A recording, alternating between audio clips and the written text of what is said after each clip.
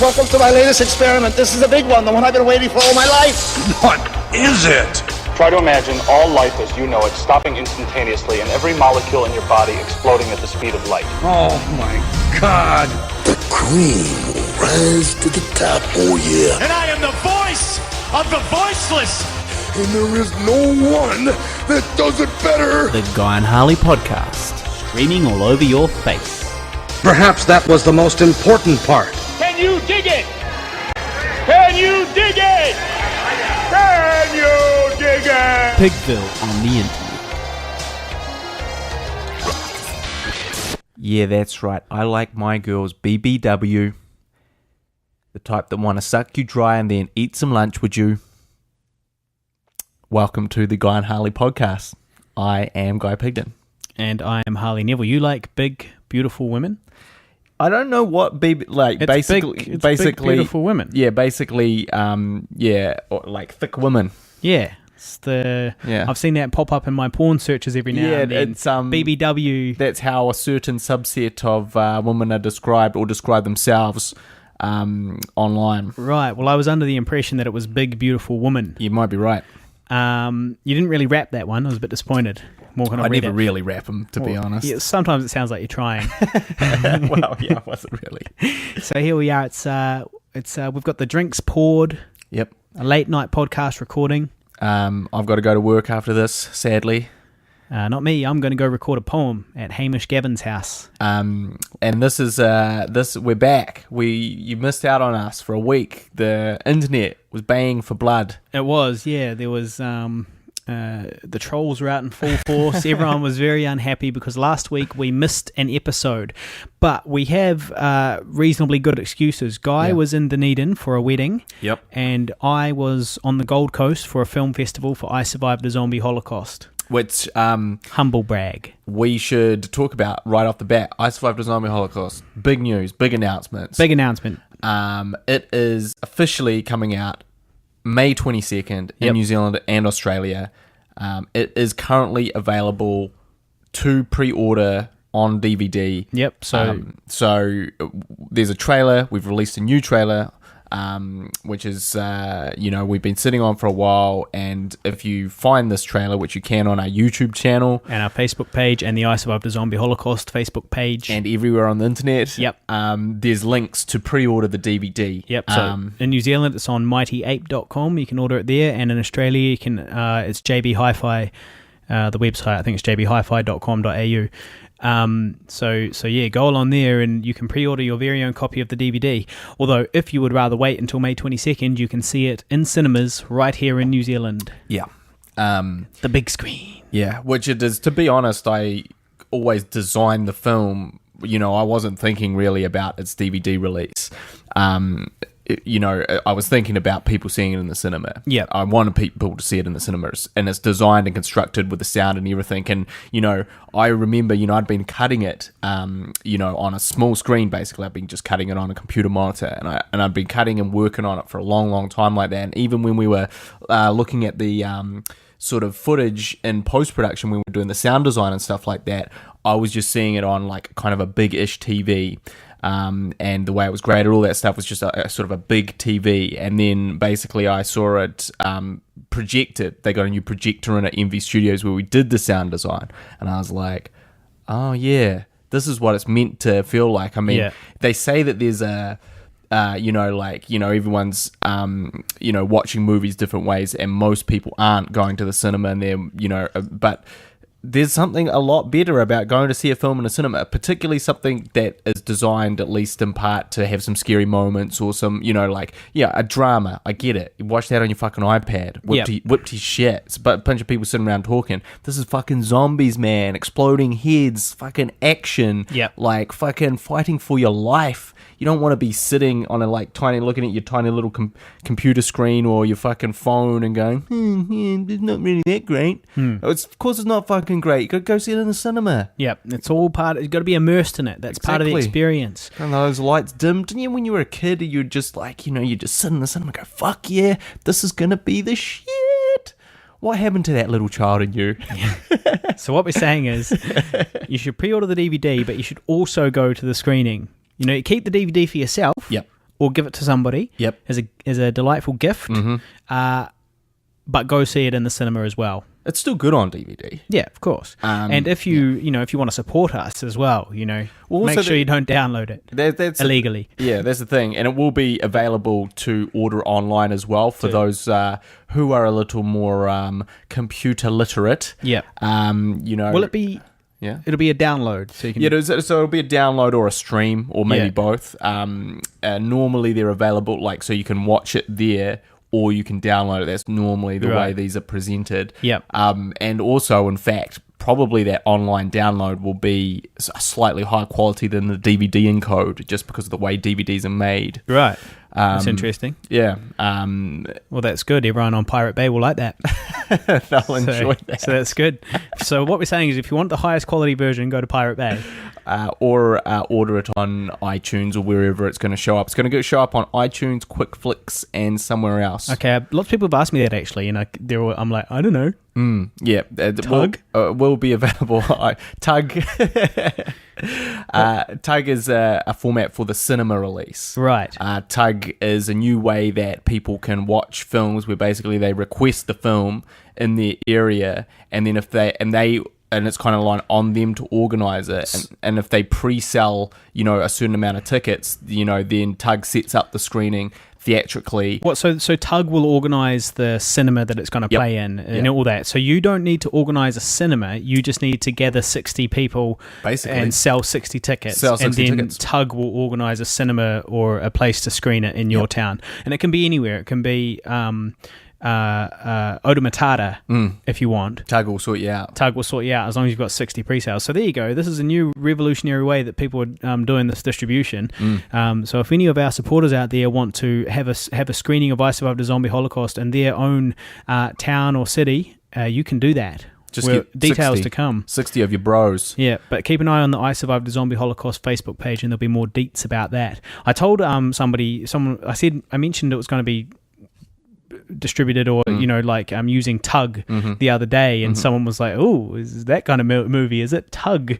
And they were suggesting that it was some sort of online pornography site, Tug.com. Oh, right. Well, probably that is, but Tug.co.nz is this new way to sort of think, because the thing is about our cinema release. Oh, and we missed the most important part. If you organise a screening in your town, you get 5% of the profits.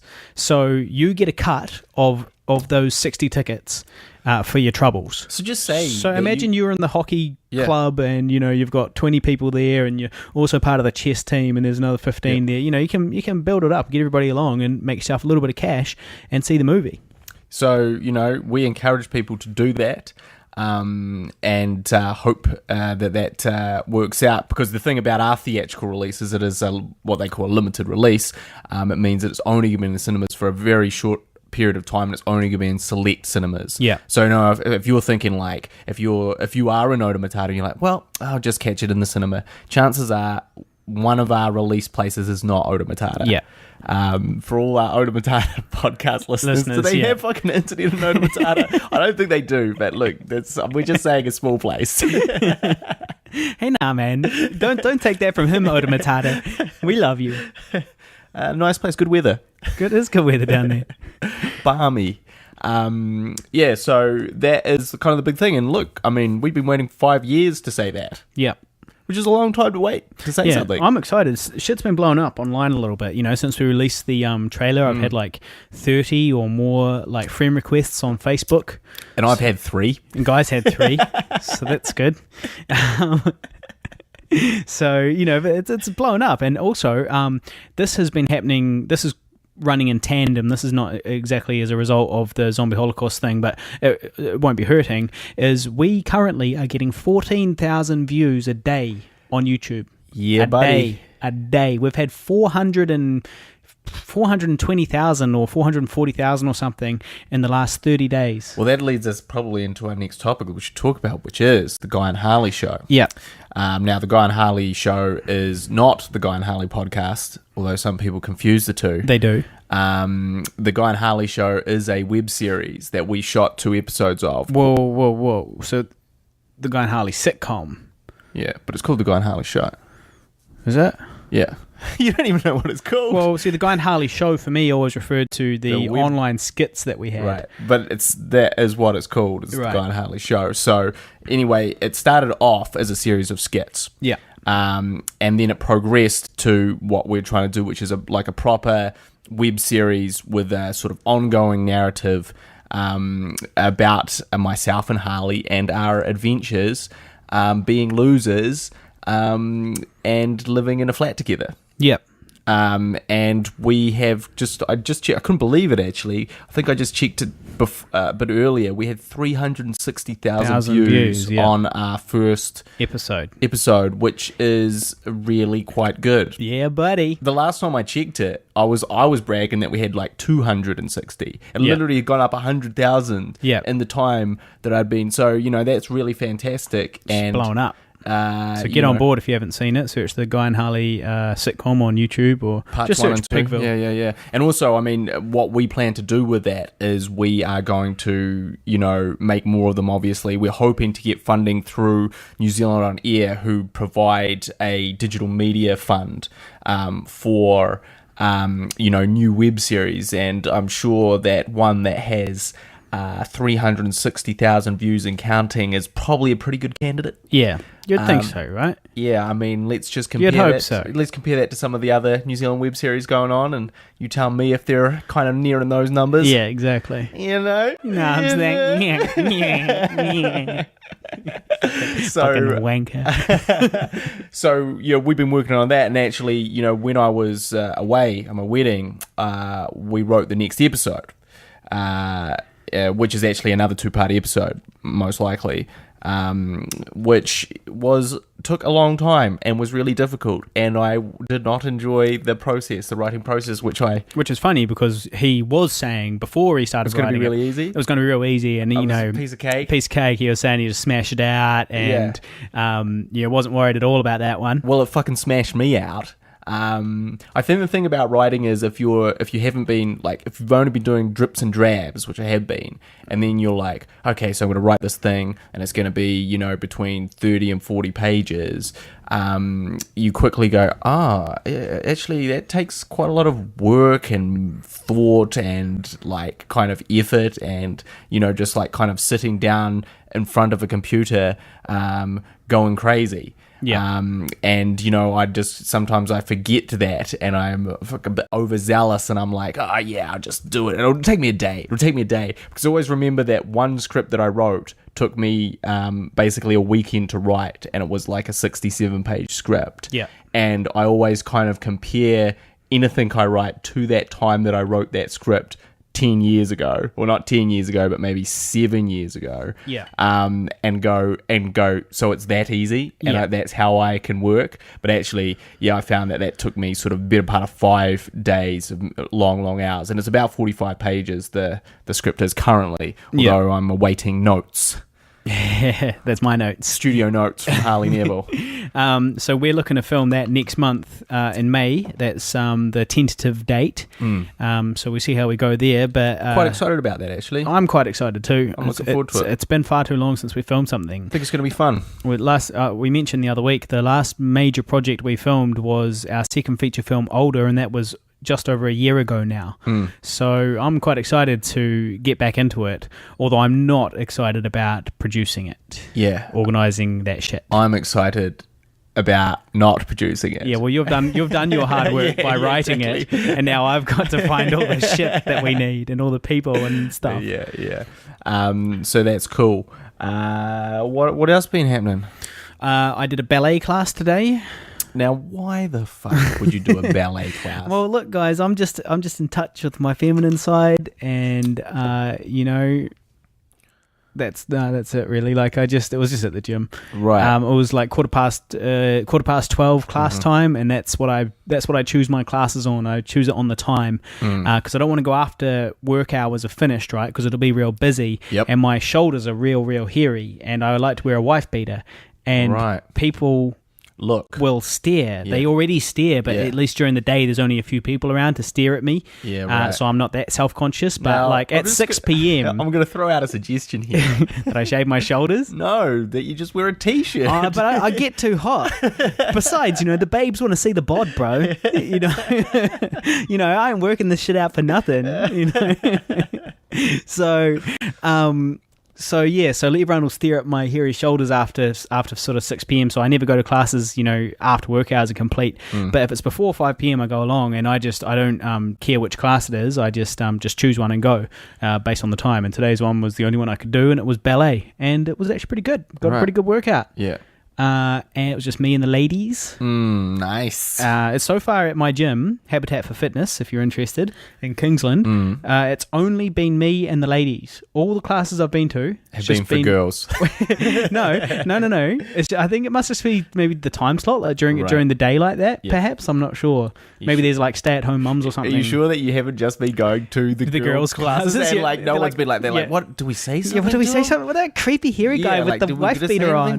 No, let's just like leave him to his own devices. Let him do the workout and just like don't rock the boat. And I'm real sweaty too. Yeah, because I'm bald on top, right? There's no hair to absorb the sweat. That's true. It all runs like down my face like a waterfall. I never really thought about that. Yeah, because you do sweat from your head, right? Yeah, but your hair keeps a lot of it up there. Retains it. Yeah, but if you got no hair, then not in my case. It's just gonna constantly seep down, stream down my face, and it does. It just streams down my face and then gets absorbed by my back hair. That's fuck my life, man. So anyway, it's me and the ladies, but I don't think they're too tempted. No. You're profuse over sweating caught by your back here. Yeah.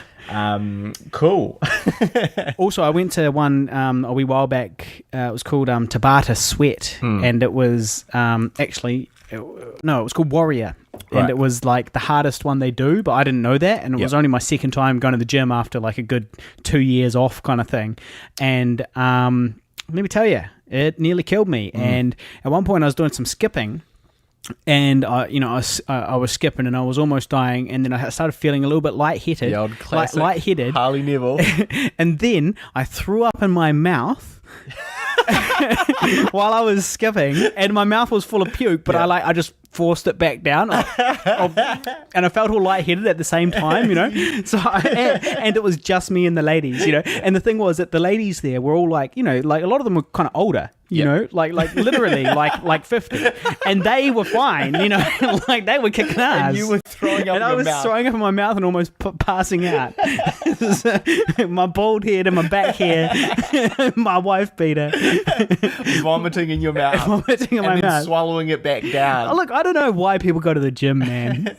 Fuck that. It's so unpleasant. Well, yeah, I mean, you're doing it in the worst way. Why? Because cardio is and cardio kind of based exercise is really difficult.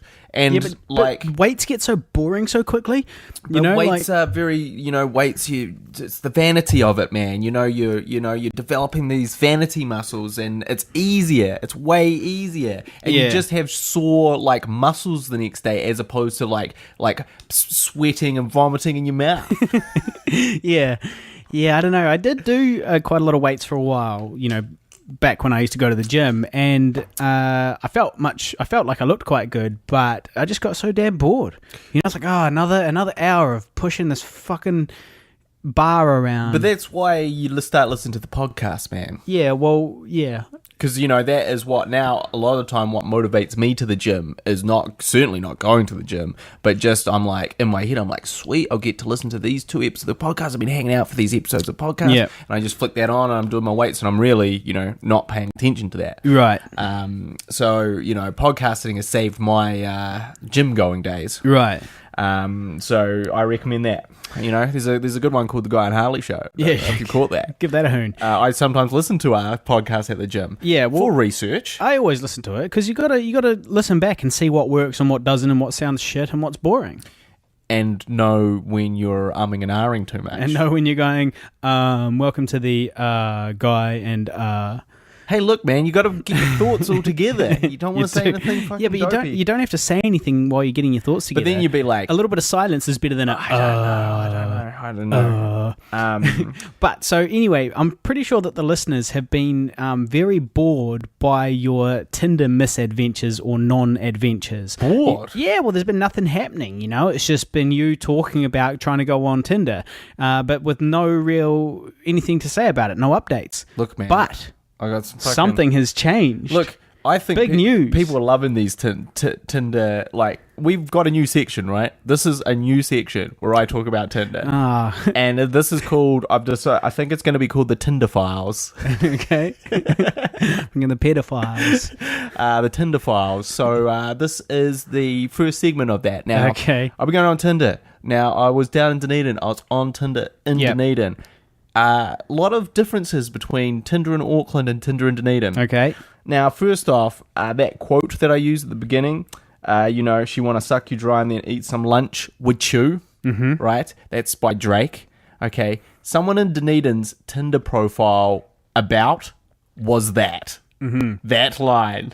And I was like, even if that's true, I don't think that you want to be putting that. Yeah. And, up in Auckland, it's like, definitely not DTF. So if you are, swipe left or whatever it is, and there's a whole lot of like, I'm a lady, I'm a sophisticated woman. Yeah, well, that's the difference between sophisticated Auckland women and Dunedin, Dunedin students. Dunedin student women, Yeah.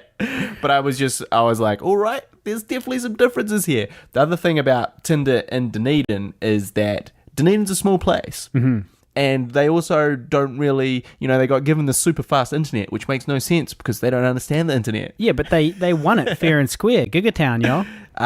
Represent. But, so they're not really going to be apping about the place and stuff. When everything's like a 5-minute drive away, you're going to use social media a lot less. So anyway, Tinder is definitely not taken off down there in the same way. And with the population the way that it is, what you get, like, Tinder up here, you can swipe 1,000 swipes and keep going, basically. Whereas in Dunedin, you swipe about 10 people, and then it's like, you have no more matches. You have no more matches. And then the other thing is, like, up here, if your Tinder date goes bad, you're good. Because Auckland's a big place. Yeah, you'll never see him again. And the Tinder community is a big place in Auckland. So, if things go south, hey, that's fine. Just moving on, right? Down there, you're going to meet all these Tinder girls. Not only are you're going to see them at the club. You're going to see them at the dairy. I saw someone that I was Tindering out. Did you talk to her? No. But you recognised her from Tinder, but you didn't approach her. No, I didn't approach her. Because you're too scared? Well, because it was like... Just to picture that for a second. Well, yeah, you've been Tindering someone. Yeah, you go up and you go, "Hey, is your name Emily 64? 69? I'm Guy 69. We've been Tindering." Yeah, no, I definitely didn't do that. But that's the thing. I was like, the very fact that even happened was disturbing. I don't understand why you didn't approach her, because if you'd been talking to her online, what's the big deal? You just go up and go, "Hey, I was talking to you on Tinder the other day, like, but how's your night going?" Because, look, man, there's rules to this shit. Tinder is like, when you engage and say, let's meet up, but before that stage, don't fucking come near me. Sure, there's but fucking rules to this shit. You see them. Yeah, but that's what I'm saying. So what, you're going to make that awkward by going up and going, Yeah, but okay, and to be fair though, you were only there very temporarily in Dunedin. Yeah. You had limited time to make hay while the sun was shining. Well, yeah. You probably should have seized upon every opportunity. Now, normally when you go to the club, right? You've got no excuse to talk to a woman except for the fact that she's a woman. And you walk up to her and be like, hey, how's your night going, love?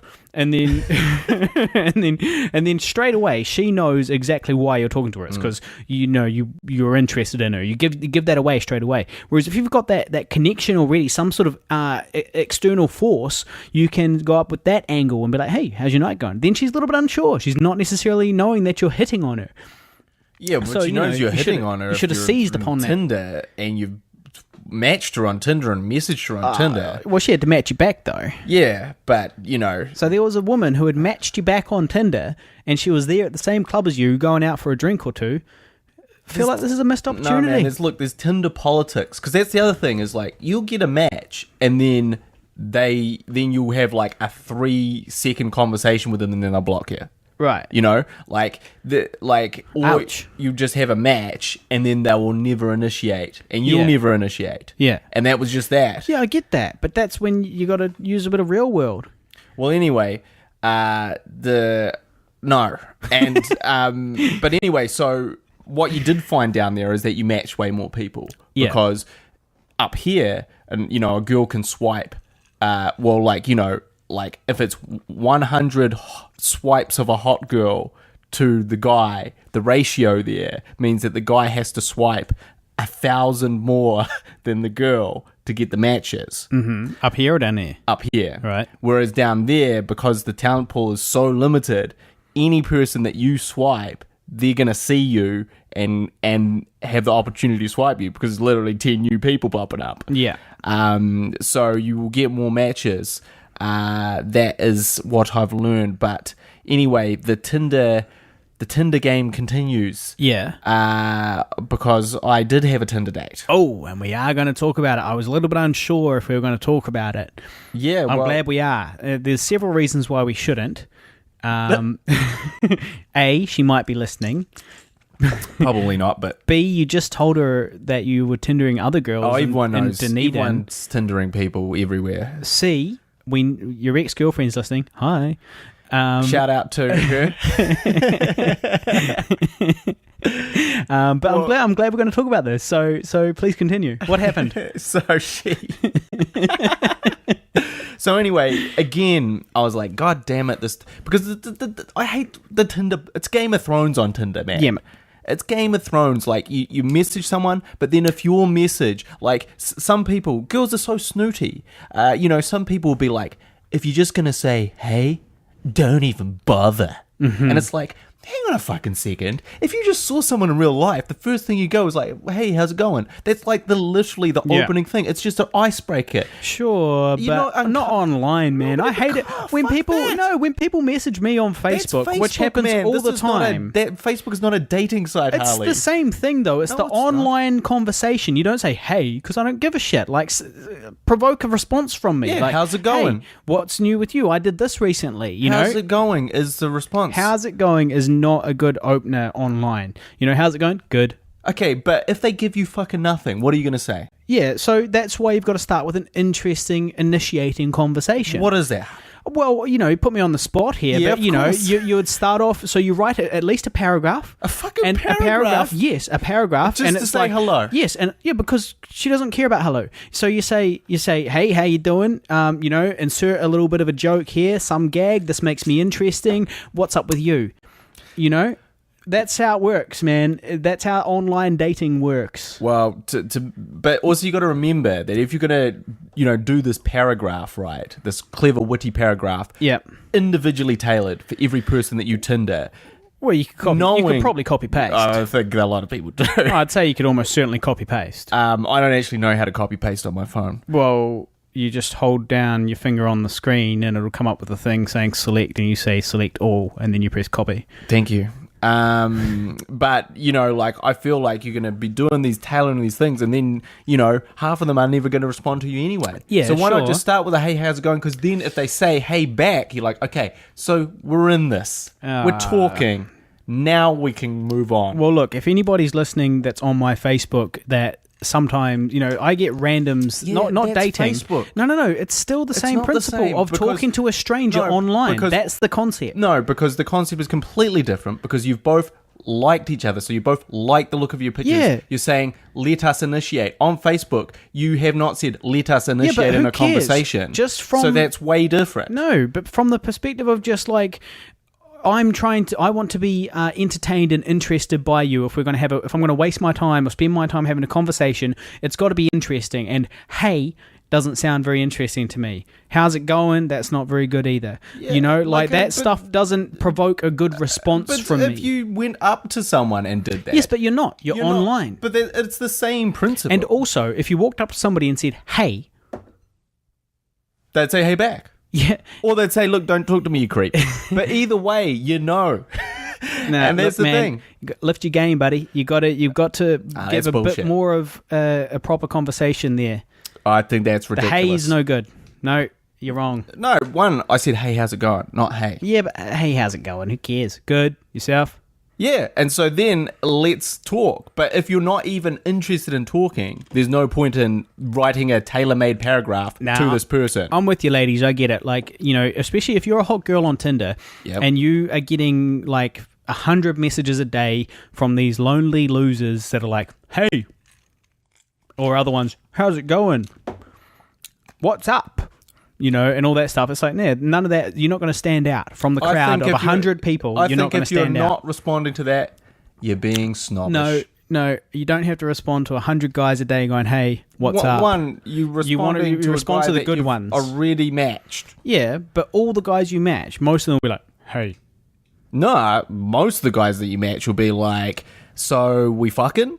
Actually, yeah, but that doesn't work either. Like, I think it probably works for some guys. I think it might work on the odd occasion with the right girl caught at the right time by the right guy. But that's a numbers game right there. Yeah, well, that's what people are playing. Yeah, because on Tinder it is a numbers game. Yeah. So that. Well, my advice anyway to people that sometimes initiate conversations to me on Facebook is that don't pop up with the hey. Because I don't usually respond to those. Well, my advice to girls pop up with Tinder something is like interesting. Be nice and just say, "Hey, what's up?" back, and then if they're just like, "So, something not interesting," after that, what's then the weather doing down over your way? What's the weather doing in Kingsland? I'm in Grey Lynn. So yeah, that's maybe a no-no. But anyway, I had this Tinder date. Yeah. You don't know how these things go. This is my first. I was a Tinder virgin. So tell us about her. I can't. I'm not going to say too much. What her name is or anything like that. No, this is a gentleman. The Tinder gentleman. I am the Tinder gentleman. The Tinder gentleman. I am the Tinder gentleman. That's exactly who I am. In fact, I should change your name to the Tinder gentleman. Or like the problem is to do that, I'll have to change my Facebook name to the Tinder gentleman. Yeah. Well, that could be kind of funny. Although everyone on Facebook will just think you're a sleazebag, I guess. Or funny. Or funny. One of the two. But also, I do kind of need people to sometimes find me on Facebook. And they won't find me if I'm called the Tinder gentleman. It is sometimes a good networking tool, and it's not so great, I guess, if they're looking for a guy picked in the filmmaker and they find the Tinder gentleman. There's some journalists looking to do an interview, a serious interview with the Tinder gentleman. We just got to talking, we got to chatting. She's a big dog lover. Mm-hmm. I'm a big dog lover. Big doggy lover. Hey, watch out. Go easy. Please continue. Go easy. And we just got to chatting, and then we sort of set up a date. It was like, what's going to happen? Don't know. Went on a date. Date was really good. Yep. Date was a lot of fun. Good date. And having a second one, and we've advanced past Tinder. Oh. To Facebook buddies. Ooh. Okay, so there you go. You know where to look her up. You know where to stalk her down. It'll be hard because I have so many women on my Facebook. Yeah, I guess that's true. So what I'm telling you guys is the system works, okay? Because I'd almost completely lost faith. That's 1 out of 1. That's 1 out of 1 successful dates. That's true. That's pretty good, I feel like that's a pretty good strike rate. So, that is what I'm up to. That's what I'm doing. That has been an episode of The Tinder Files. The Tinder Files. We'll work on that name, eh? That's good. We'll work on that. So, I acted in a short film recently. How'd that go? Pretty good, actually. Pretty good. It was for the guys at Unity Films. Yep. And it went really well. It was a night shoot out west, and it was quite good. I haven't acted in anything for non-Pigville stuff for quite a long time. Last thing I did, I think, was like maybe the commercial, a New World commercial, or maybe a student short film that I did. So it was good. It was nice to get out and mingle with another crew, especially an up-and-coming crew such as Unity Films. They're going to be the new hot shit, I think. They're on the right path anyway. They're on the right path because they had nibbles available at their networking event. Yeah, they put on a networking event and had nibbles available. And nibbles were there, which myself and Harley ate all of. Yeah, well, that's next level up from our networking events. They literally, the food was kind of laid out near us, and I just ate all of it. Yeah, I ate heaps as well. I didn't have dinner before I went. Me neither. So you can't if you know nibbles are on the cards. Yeah. The struggling artist must take these opportunities when he can. Yeah. And normally when we have a networking event, you're lucky if we put on some sausages on the barbecue at our shitty flat. Our flat is shitty. So yeah, that was good, and it was also good for me as well, just to kind of it felt good for my career that I was hanging around with kind of a respected and good production company and being cast in their What are you trying to say, Harley? Well, I'm saying that outside of our own stuff, I don't get cast in much. Oh, right. That's what I'm saying. I thought you were saying we're not respected. No, we're hella respected. And then another step in the right direction is that 48 Hour Film Festival is coming up soon. And I will be acting. I've been snaffled up already. I've been snaffled up by a team already. I've had a few offers, actually. And it's like Tinder. It is. I've had a few offers from good teams, all of them good teams. Yeah. And but I settled on the guys from Sideways Productions. It's Alan George and his posse. Right. And I thought I'd definitely throw my chips in with them because they're another good kind of production company with lots of successes behind them and a bright future, I think. So I'm feeling good. Well, I'm currently still available. Are you looking to act in a 48 hour?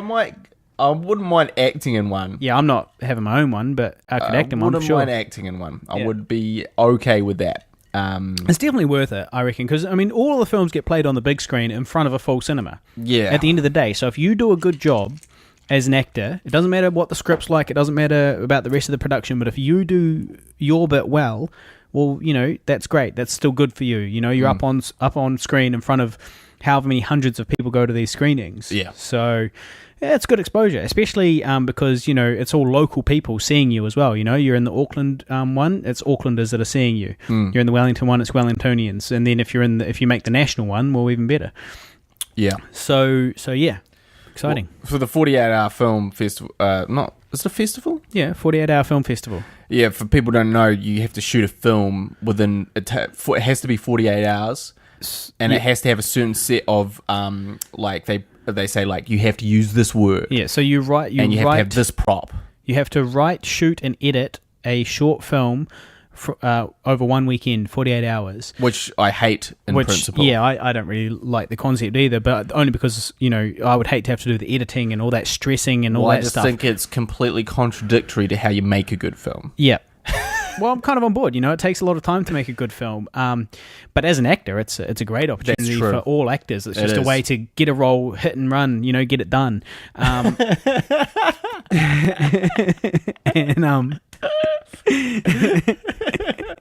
Yep. And so yeah. And then what was the other thing I was going to say about the 48-hour film festival was...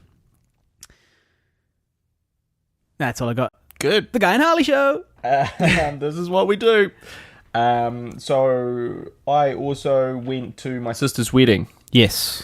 Now, if the listeners will recall from previous episodes, we mentioned that Guy, a girl that Guy used to see was there, and she was going to be there with her new man, who she's very happy with. Yep. And Guy did not have a date for the wedding, which remained. It was going to be, he was going to look like a sad loser at his own sister's wedding. And how did that go? And that happened. Right. That all happened. Right. Did you have to get up and say anything? No, I mean, I was filming other people talking. Right. So I was doing the filming for it. Yeah. Free. It's the wedding present. Yeah, yeah. That would normally be thousands and thousands of dollars, Abby, so just keep that in mind. Yeah. It was a great wedding. It was really good. Like, the Dunedin weather threatened. Yep. But they basically, what was really good about it is like they had really short vows. So the whole the wedding ceremony, was like 10 minutes. Yeah. If that. Well, that's the trick, guys. If you're going to have a wedding, Keep it just short. keep that bit short. If you're going to shoot a film, keep it short. If you're going to have a wedding, keep it short. Yeah. Don't fuck around, man. Yeah, because... No one gives a shit. Yeah, we're bored. It's like, we get it. You're getting married. You love each other. Yeah. Need we say more? It was the same with my cousin's wedding recently that I went to. Short and sweet. In a beautiful location, short and sweet as far as the ceremony went. And then, and then it was off to sing some piss. Yeah. And that's... Well, basically... That's why we're all there. For this wedding, essentially, it was 10 minutes. That ceremony was 10 minutes. It was sunny. It was beautiful. Mm-hmm. About 15 minutes later, the bad weather rolled in and started, fucking pissing down. Yeah. So, it was perfectly timed in that respect. It was a great venue. They had a $5,000 tab on the bar. Ooh, which lasted Jesus. a long time. Yeah. And then they put another $1,000 on it. $6,000 worth of booze. Yeah. Shit a brick. Yeah. That is That was like a third of their wedding I was going to costs. say, that is a fair chunk of the wedding. Yeah. Right? But, I mean, respect. Respect right there because, because some people put on $500. Yeah, no, you got to know your audience, right? You got to know that people go to weddings. Yes, they go to help you celebrate. They do. But they also go along to make a bit of a night of it. I mean, I know I do. Yeah. Right? Yeah, eat a bit of yummy food, drink some booze, and, get all dressed up. The meal was great as well. It was like a 5-course meal. Yeah. And it was like, not shitty out come the French fries and, the fish and chips or whatever. Yeah. It was good food. Yeah, nice. So, overall win. Now, there was a little bit of an altercation towards the end. Yeah. Dust up. Yeah. Big fight. Yeah, you and your dad got too drunk and ended up wrestling. Unlikely. No, there was a sort of a fight between, there was a bit of a family feud between my brother-in-law's family, basically, and, a couple of his uncles, and it basically... Uncles on the same side? Yeah, I don't know. I just know there was uncles. The Pigdens weren't involved. No, the Pigdens weren't. Come on, the Pigdens. Yeah. When was a Pigden? Oh, no, I thought... When was a Pigden going to throw a punch? No, I thought Xena and Charles were throwing down. No. That's his parents. I thought they were throwing down. I could imagine Charles coming in from the side. No, you can't imagine that. Coming in from the side with a pen and paper to write an essay. He's a philosopher. He's a renowned philosopher. Coming in from the side with a book in hand. He's been working out, though. Yeah. I reckon he could lay the smack down if he wanted to. I don't think so. So anyway, there was a big brawl at the end. Literally a brawl. Literally a physical altercation at the wedding. Jerry Springer style brawl. Now look, I'm sure that your sister probably doesn't want us talking about Probably this, so maybe we should take it easy. But I'm trying to keep it anonymous here. Right. Okay. but still, I mean, I would be very upset. I'd be very. I guess in the morning when I woke up, if I was involved in the altercation, I'd be like, well, there's a time and a place. Yep.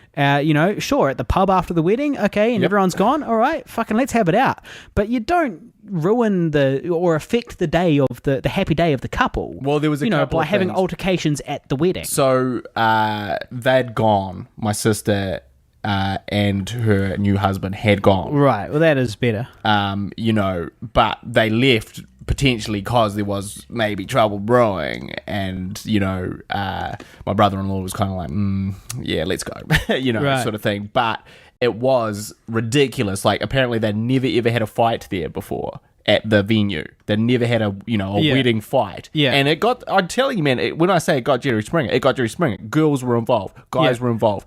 A giant haymaker was thrown at a girl and connected By a a girl? guy. By a guy? Yeah. It was mental. Are there any assault charges pending? No, because it's just family shit, you know.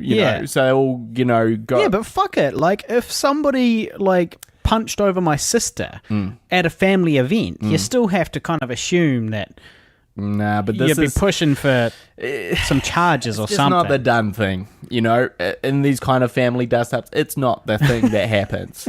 But anyway, it was quite alarming because I'd never seen that. And, it was like, did you film it? Did you film it? I was like, no, I fucking got in there and I was fucking keeping that guy from laying another one on it. Yeah. Actually, had I been filming it, guaranteed 50 million views on YouTube. Yeah, dude haymakers woman at wedding. Yeah. That's all you need. That's the title. Yeah. Dude haymakers woman at wedding. 50 million views. Now, if you get 1 million views on YouTube, you get about $1,200. Yeah. So you could have got $50,000 in the Pigville account. Yeah. With that little doozy if you'd been filming it. If I'd been filming it. But I wasn't. But there was a very funny line which I still remember to this day, right? Yeah. Okay, because basically it had been like they'd been, because the fight started, they'd been pulled apart, things got smashed, people falling into tables and chairs. Yeah.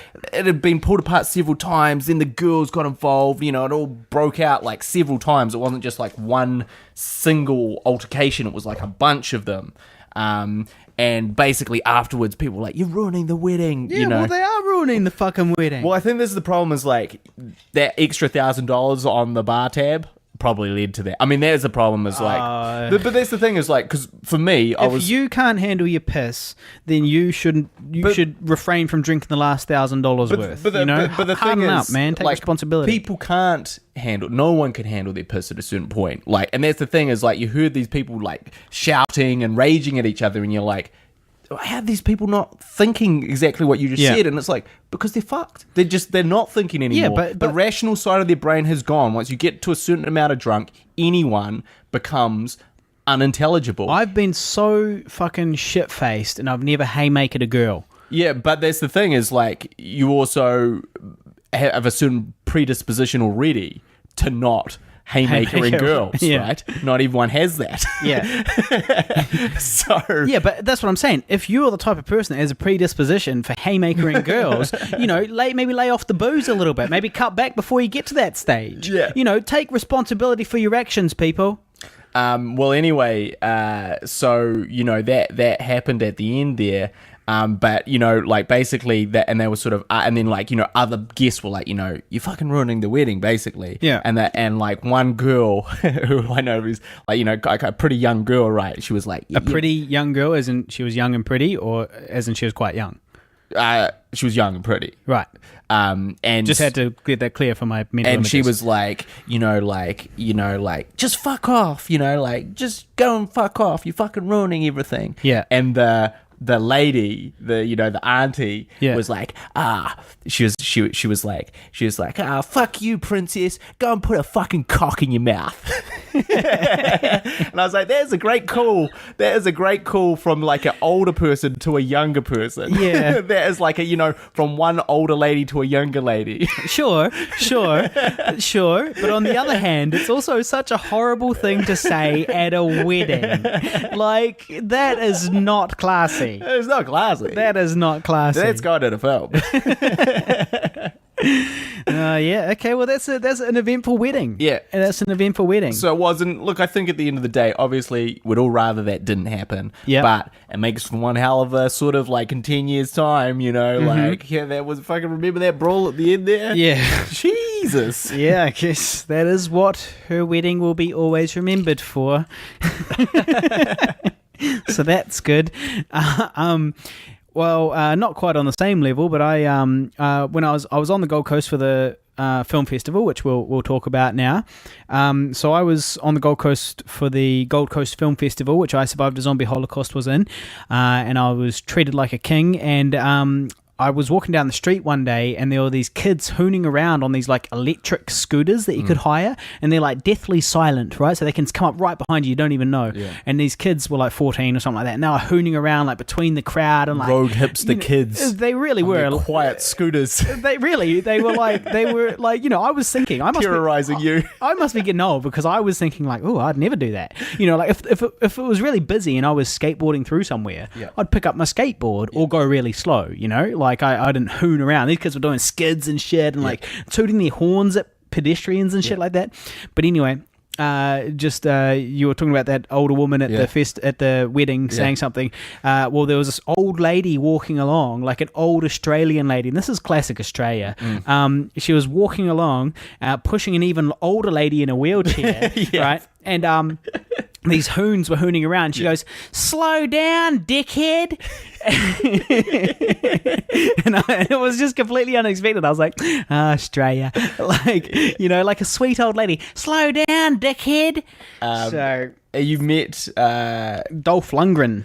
Now, I don't know if there's any person who doesn't know who Dolph Lundgren is. But if you kill don't, yourself if you don't know. Fucking kill yourself immediately. He fought Rocky in Rocky IV. He played the Russian. The big blonde Russian, and he was also in Universal Soldier. And let's not forget his greatest role of all time. Yeah. He-Man in Masters of the Universe. Oh, I don't think I saw that one. You don't see that? I don't think so. Man, see, he had a Q&A before the thing. I should have asked him a question about that if I'd done some research. Because people were asking about like kind of interesting shit, you know, or like kind of his bigger projects, you know. And it would have been pretty funny if I'd put my hand up and be like, "Nah, in He-Man, Masters of the Universe." How did you feel? How did you get into character when you were fighting Skeletor? When you were fighting Skeletor, were the stunts real? Like, did you do all the stunts? Yeah. So anyway, he did Masters of the Universe, and just a little funny story about Masters of the Universe. Okay. It's a terrible film. Right. And it's kind of like widely known as like a kind of a shitty film that kind of like put off, like at that time, kind of the toy makers from like making movies. Yeah. Like Hasbro and all them stuff. It kind of killed He-Man. Yeah. He killed He-Man. Yeah. Right. But anyway, like I was so, I was a big He-Man fan. I was sort of maybe 5-6 years old. Mm-hmm. And I was like, Dad, we've got to go see He-Man and the Master of the... We have to do this. And like my dad was very reluctant. He was like, "You know what? I don't think it's going to be good. And I really don't want to go to this." And I was like, "No, Dad, this is my thing, okay? He-Man is my fucking thing, okay, Dad? We're going to do this, Dad." And so he relented and we went to see it. And I was like, I thought it was awesome at the time, at like 5 or 6. Yeah, well, that's what counts. And I was like, Dad, like, that was so cool, right? And he, like, at the time, like, no bones about it. He was like, "No, that was not a good film." And I was like, "No, but I mean, He-Man, it's Skeletor." And he was like, "No, that wasn't a very good film." And I was like, "Fucking old weirdo." Like, I was like, fucking, what's wrong with him, right? I rewatched it, like, sort of, some 10 years later, and I was like, oh my God, he was such a good dad sitting through that, because for him to even sit through that abomination was like a true test of parenting. Not just that, but for him to then tell you the honest truth about it too, because it would be very easy, if you're hanging out with a 6-year-old, to be like, he's like, yeah, that was cool, eh? And you're easy to be like, yeah, sure, it was great. I like that bit with the sword. Yeah. But a good dad will say, "No, son, that was not a good film." And you need to learn what the fuck a good film is, you little shit. And as a result, you're probably a better filmmaker. Exactly. Well, the thing that really bothered me about that He-Man, like, at the time, the only thing at the time, was that Skeletor, is basically a guy with a skull for a face, right? And their Skeletor did have a skull for a face, and his performance was actually really good as Skeletor, but he had eyes because he's a human being. Yeah. And I was like, this is a bit unrealistic. Yeah. Because Skeletor is just a skull and doesn't have any eyes. Yeah. Of course, at that time, they couldn't remove eyes digitally or anything. Because, this was the 80s, and it was all practical effects and stuff. Yeah. But that was the fatal flaw of that was He-Man your and the critique. Masters of the Universe. Well, I met Dolph Lundgren, shook his hand. Yep. Well, actually, he shook my hand, to be fair. I wasn't going to go for the How was his handshake. grip? It was good. Was it firm? He had a big mitt. Yeah, Tell you what, well, he's a big dude. He's a big motherfucker, like, I felt rude looking up at him because, like, it felt like I was staring just because I had to make such an effort to look him in the face, Like, I had to really sort of turn and look up to really sort of look him in the eye. And I got a quick photo with him, which is yet to come out on the old Facebook yet, but it's no on doubt its way. will. It's on its way. And he seemed reasonably nice, although I think he was maybe a bit specific with the way he wanted to be treated and his timing, his schedule, all that stuff, you know. I think he was a bit specific about that, but either way, I managed to get my photo, so But I'm when you're a happy master of the universe... You can do whatever the fuck you want. When you gave Rocky a run for his money... Yeah, when you're Drago... you can just fucking call the shots, man. And his new film is called Skin Trade, and it's about human trafficking in the sex trade, basically. Human trafficking, people getting, like, you know, young women being kidnapped, and all the profits, I think, or, you know, it's for a charity and stuff like that. Like, you know, there's the benefits are for it, and they shot it in Thailand and stuff, and it's basically, you know, he's trying to raise awareness for you know, sex trafficking and all that type of stuff, and the film was actually a lot better than I expected. I was kind of expecting like some shitty drama, starring in a faded 80s. Well, no, he does specialize in B films, and if you go to the video store, there's about 3 in new release, you know, of that type of film you're talking about. Right, yeah. But this one, no. Well, this one was actually quite good. It stars Tony Jaa as well from whatever the fuck that film was. Kung Fu. Not Kung Fu. It's Ong Bak. Ong Bak, yeah. So it stars Tony Jaa, and he's a bit of a big deal over in Asia at the moment. So it's, you know, it's him and it's Dolph Lungren, and, you know, it's actually not too bad. The action's pretty good. It's got some pretty high adrenaline chases through the you know, the inner slums of Bangkok. I'd love to film in Thailand. Yeah, it'd really cool. It'd be a great location. And so yeah, anyway, it was actually quite good.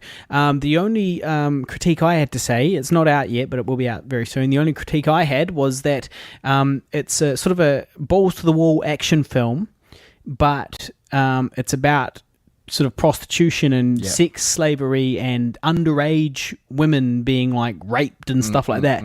And it's quite tough to sort of sit there and enjoy the silly action scene and then go into a scene where, you know, some girl is being kidnapped from her family in order to be repeatedly raped by, you know, millions of tonally people. It's kind of running at cross purposes there. Yeah, that was a little bit strange for me, but it was, you know, surprisingly watchable. Like, I kept on meaning to go out and get another beer to get through it, but I just didn't need to. It was too good. I was kind of like, no, I don't want to miss anything. Yeah. And then the next film I went to at the Gold Coast Film Festival, so I went to 3 films. I went to the Zombie Holocaust one, which it was a good screening. Everyone seemed to like it. Got lots of handshakes afterwards, and a few people coming up to me afterwards and talking and saying like it was really good. I did a intro at the beginning as well. Got up on stage and you know, just said a little bit about the film.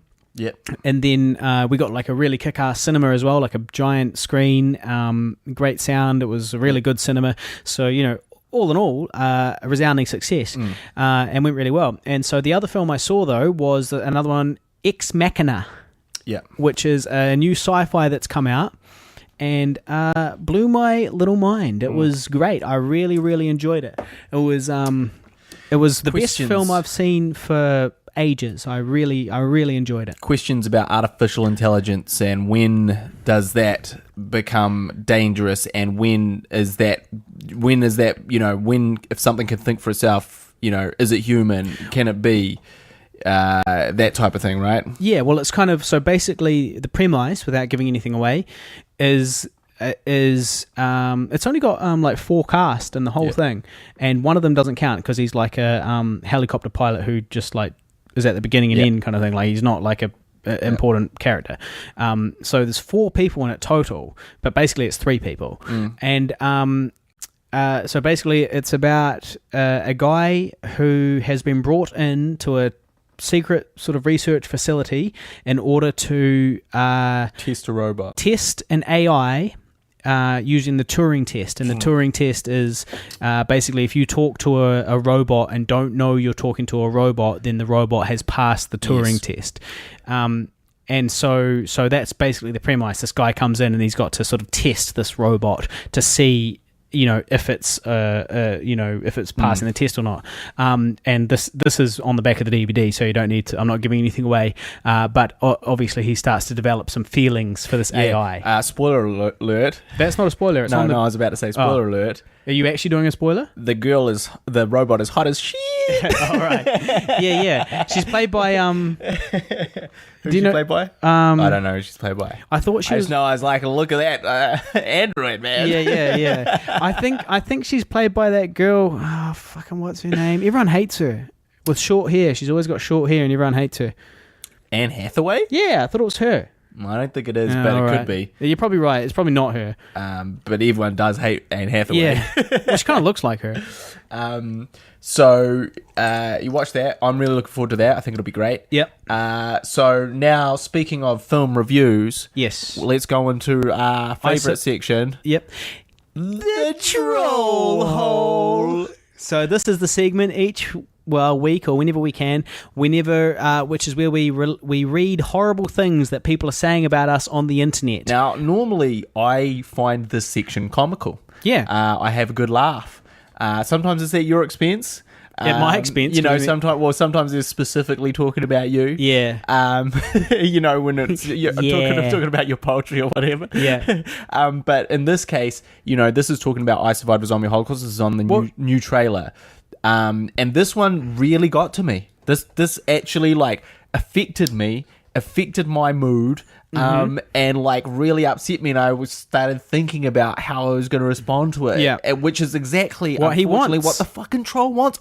I fell into the troll hole. Yeah. Normally, I'm just looking down off the edge and you know, having a chuckle. To be fair, it's because you don't normally have to deal with them every day. Generally speaking, I'm the one who's like, you know, maintaining the videos and that type of thing. I'm the one who's checking this stuff, so I have to read it every day. It affects me all the time, you know.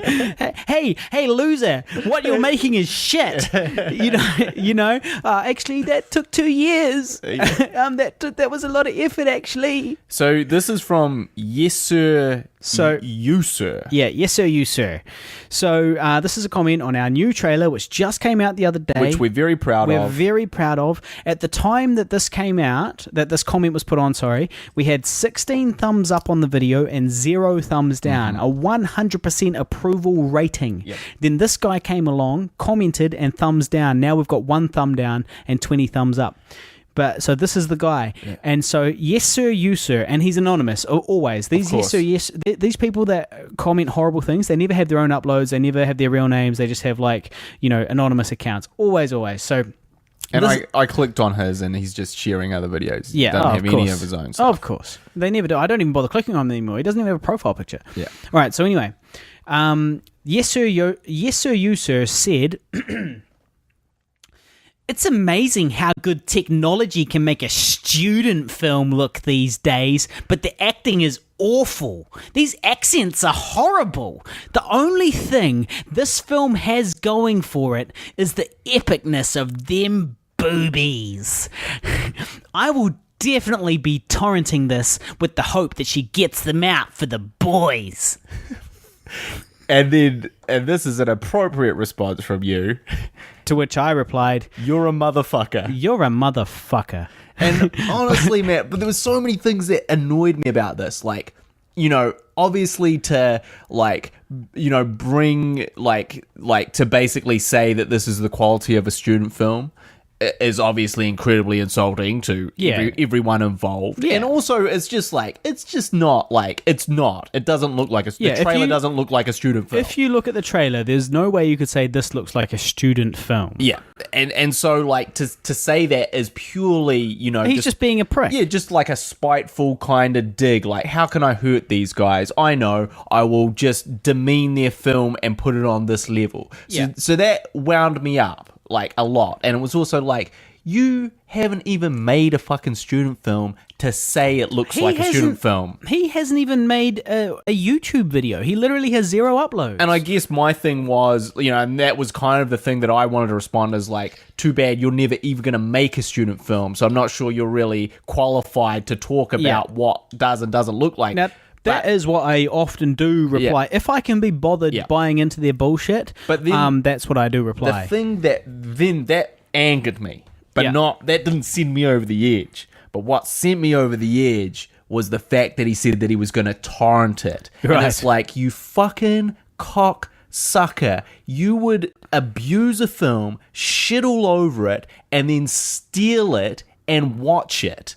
Like, that is fucking the lowest of the low. It's one thing to go, this film sucks balls and I'm never going to see it. It's another thing to go, this film sucks balls and I'm going to steal it off you and I'm going to watch it for some tits. Yeah. Like, that is fucking mongrel. Yeah, well, That is the worst. I guess we probably shouldn't have said his name on the podcast. We're sending traffic his way, which I guess is the whole point of a troll in a way. I know, and that's the thing is, like, of course he was hoping for me to have this type of reaction. Yeah. I don't know. I mean, like, sometimes I post vaguely trollish, inflammatory things on people's stuff, but not anonymously. Like, I do it as Harley Neville, like, I own my trolling.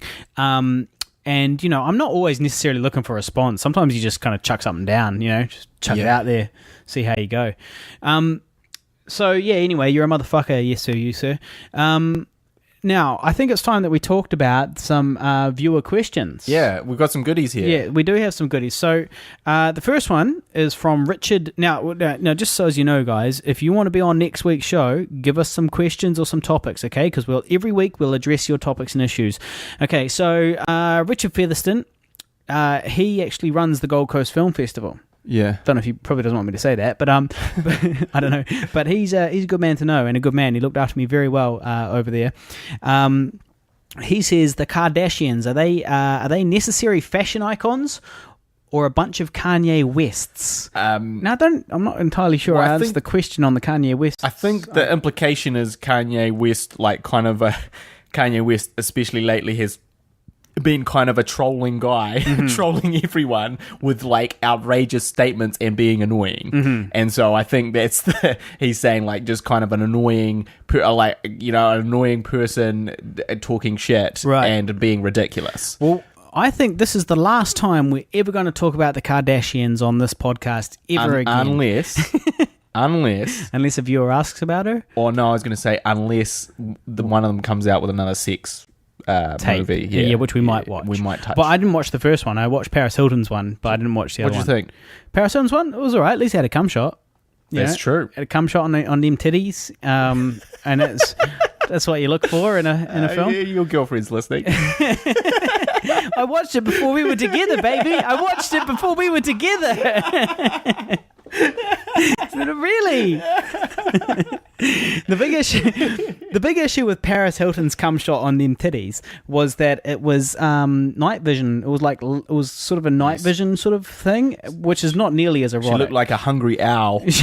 She looked like a zombie in 28 days later in the night visions, 28 weeks later in the night vision scene. Well, the worst thing that I thought about the Paris Hilton sex tape was that you could tell that she'd flipped the camera and she was looking at herself in the camera being fucked. Yeah. So she wasn't really digging. Well, that's kind of hot. No, but she wasn't, like, into the sex. She was like, and then you could just see, you could see her, like, kind of, like, moving around to, like, look the best. Yeah, to look the best, and, like, so not into it, just into herself on camera in night vision. Yeah, making sure that she looks good for us. Yeah, but I appreciate that, Paris. My beef was she didn't know at that time that my beef was chubby. That's what your beef was. My beef was she didn't know it was going to be coming out, so she'd just be having sex. Well, sure, but at the end of the day, you want to look good when you're on camera, even if it's just for your partner, right? Like, if I looked at the camera and saw that I looked like a fat piece of shit while I was, like, making a porn tape for my girlfriend, include that, then maybe I'd want to change the angle, and I think that's fair enough. Well, but the thing is, she's a human too, the whole time she was looking, and there's the thing, if I was her partner, I'd be like, baby, that was good, but can we, like, just have sex and, like, you not be preoccupied with how you look also, while we do it? That guy can't direct for shit, man. Like, if I had Paris Hilton and a camera and I could do whatever I wanted, my video would look a fuckload better than his video. Get some angles. I tell you what, get some good coverage. I'll be getting some coverage, man. I'll be getting some fucking coverage. I'll be multi-camming that shit. If I could bring out the old Canon 5D, some nice lenses of 50, get out the old 50mm. Yeah, really man. Frame it up beautifully. Yeah. Mic her up. Okay, so so anyway, in conclusion, to Richard's question, I would say Kanye West. I would say that they're not even a necessary fashion icon. I reckon that they actually are ultimately going to be a negative particularly for Kanye, like the Kardashian thing. It's kind of like this. So you married this like superficial, dumb, rich bimbo. Like, how's that good for your image, Kanye? Like, you reckon you're the next Nelson Mandela? Well, no, you're not, and you're not married to sort of an intelligent, respectable woman. You're married to this woman who's famous for nothing, like, and gets naked all the time. And she's famous for her huge fucking ass and titties, and her book of selfies and her sex tape. It's like, no. So like ultimately, I feel like the being involved with the Kardashians in any way will be a negative. Yeah, the Kardashians as a people are a problem for humanity. So, next question. Tyler Adams asks, what is your next feature film after Older, which was our second feature film, going to be? Is it sequel time, or is it on to something brand new? Well, thanks for asking, Tyler. That's a good question. It's a good question. Obviously, we would like to do I Survived a Zombie Holocaust 2.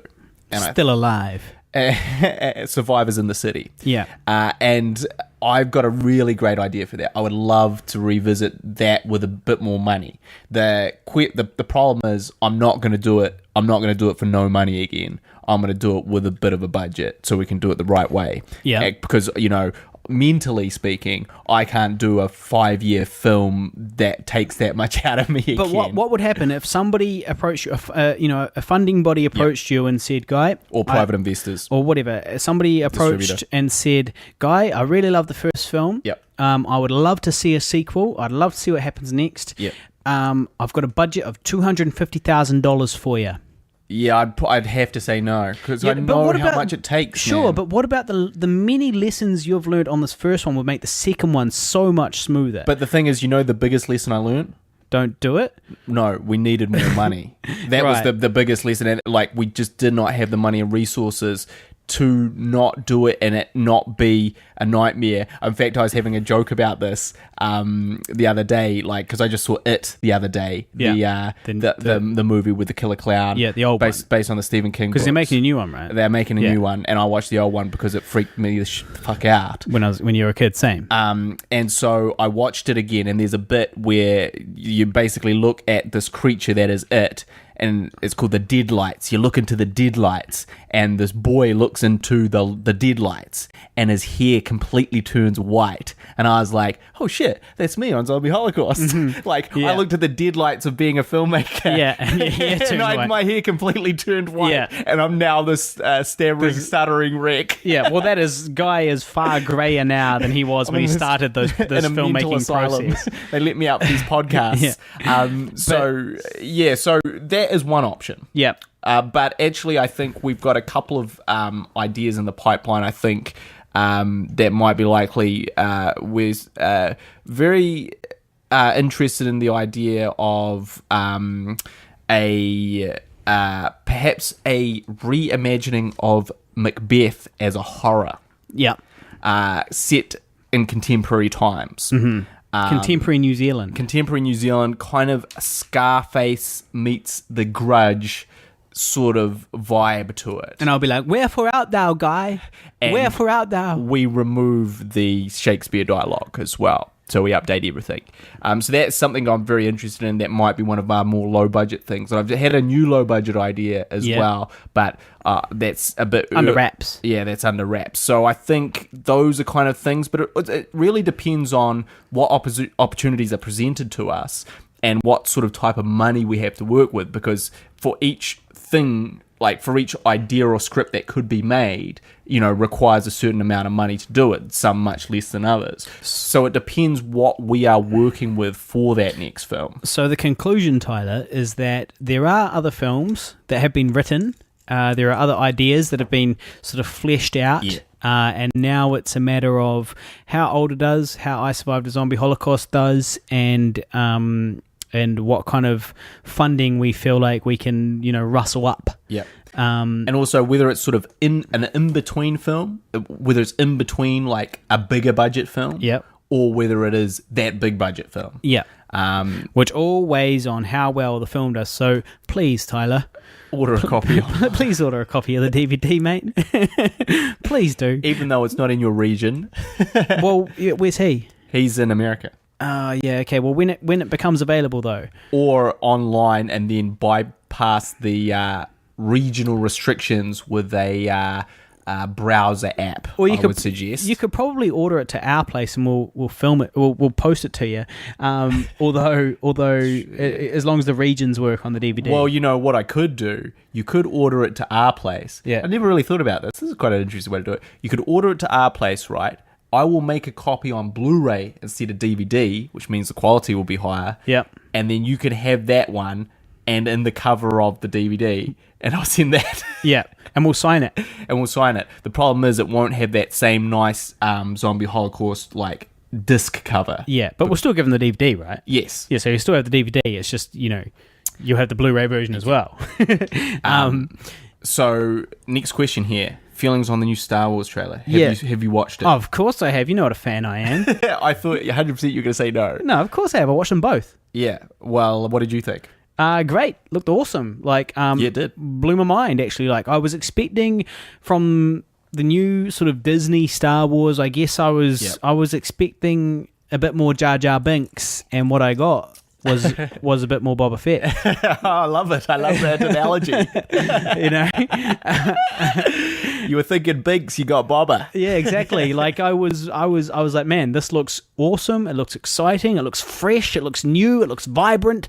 It doesn't look like a remake of the same old shit. Kind of. It almost looks like a sort of a vibrant new reimagining of it. And I was like, maybe this is what the franchise needs. It needs fresh blood and it needs new ideas. But from coming from people that understand the universe and care about the universe. Care about its lineage. And that sort of seems to be, just judged by the trailer, what we have.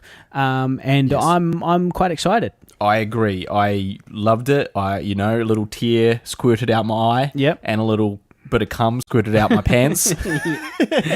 Mm-hmm. As I watched it, having that voiceover of old Luke Skywalker, saying, I have it. My sister has it, and you have it. I was like, oh yeah, boy. Yep. And the stuff they selected, and of course, old Han Solo and Chewie at the end. We're home, Chewie. We're home. Yeah. It's like Han reaching out to the screen and touching it and stroking it. Yeah. And so his penis, not the screen. I was touching the screen while stroking my penis. Yeah. Mm-hmm. And while stroking my Wookiee. Mm-hmm. I thought it was phenomenal. Great follow up to the first teaser, which was also really good. And finally, one final question here because I've got a little bit to say on this one. This is also from Tyler Adams. Ash vs. Evil Dead has just started production in New Zealand. Not so much a question as much as it is a statement and a topic for us. Yeah. Now, did you know that? I did know that because I had an audition recently for a commercial, which I did not get. Oh, man, I thought you were going to say you had an audition Ash, for the Evil Dead. Yeah, imagine that. Imagine if you were the new Ash. Imagine that. Imagine they're like, so groovy. They were like, you're from I Survived a Zombie Holocaust. We've got to have you, mate. Yeah. No, so I was at the audition and I bumped into another far more successful actor whose name is it's got a Ryan in it. Remember? Ryan O'Kane, yeah. And so he's a much more... Basically, he's the successful, handsome version of me. He's from Dunedin as well. Yep. I'm from Dunedin.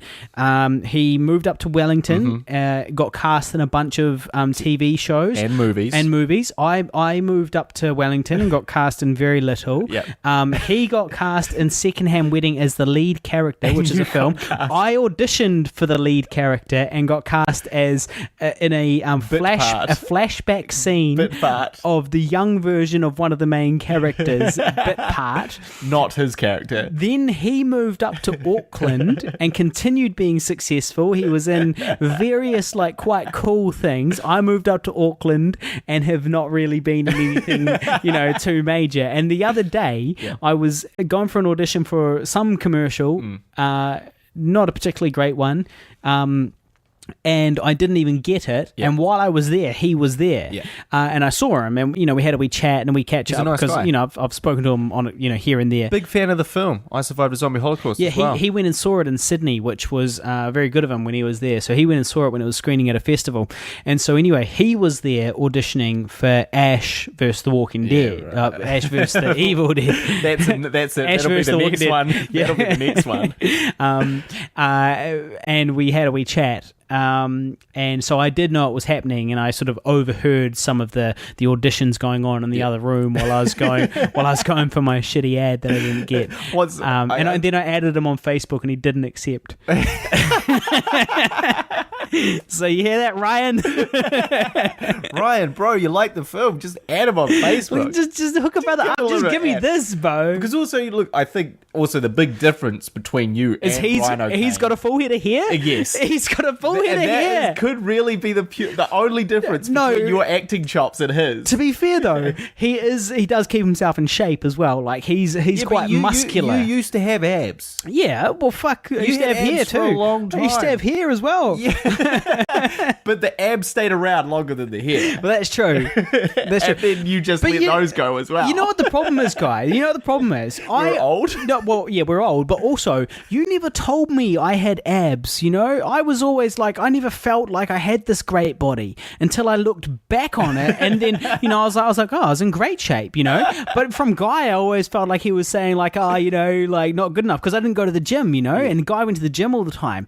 And so I really feel like if you had told me at the time, hey man, your abs are killing it, bro, I would have been like, yeah, they are. Well, like, I should do some more sit-ups and more eating better. the problem is, Harley, less beer. You didn't take compliments well back in those days.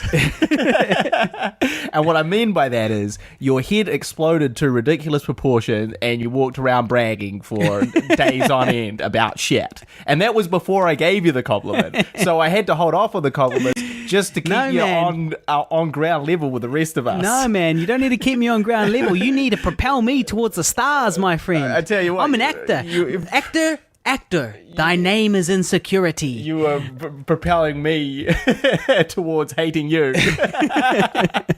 With your arrogant attitude. confident attitude. I had a confident attitude. I've gained nothing by losing my confidence. You've gained more friends. No, I haven't. Yes. I've probably got less friends now than I ever did. You're definitely more well liked.